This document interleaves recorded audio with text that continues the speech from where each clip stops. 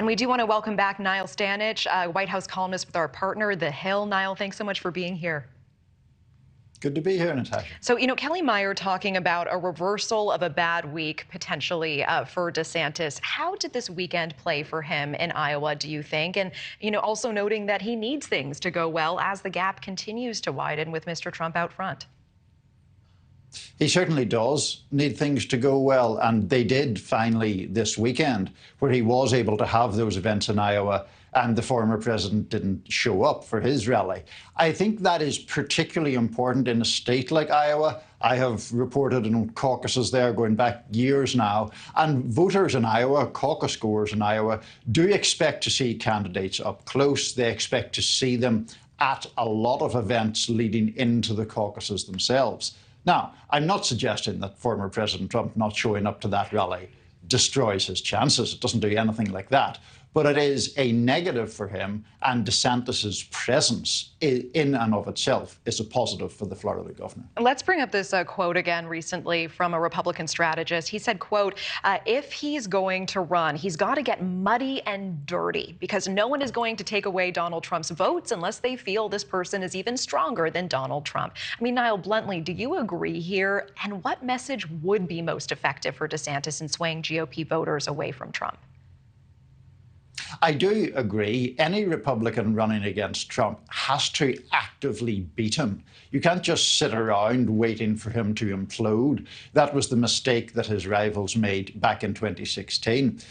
In terms of the message, Natasha, I think it has to be heavily leaning upon electability. And there is clearly a case to be made there, given that former President Trump lost the popular vote both times in 2016 and 2020, and was perceived certainly to have weighed down Republicans in 2022. So basically you argue, if you're a DeSantis or a Nikki Haley or a Tim Scott, that it is time to turn the page from the former president, that he can't win a general election, that he's too divisive to do so. That's the argument. What we don't know is whether anyone is going to make it effectively enough to defeat him for the nomination. I do want to shift parties quickly because President Biden today appealing to black voters during his commencement address at historically black Howard University, also thanking them for their role in his 2020 election win. How have things changed, Niall, since 2020? Is the black vote still clearly with him? And what message does he need to send that would ring true in reinvigorating that base? The question really is one of enthusiasm among black Americans when it comes to the president. When he took office, he had approval with black voters of around 90%. That has dwindled quite badly in some polls to around 60%. Now, it's not that those voters have migrated to the Republican Party. They're just not that impressed with what President Biden has done.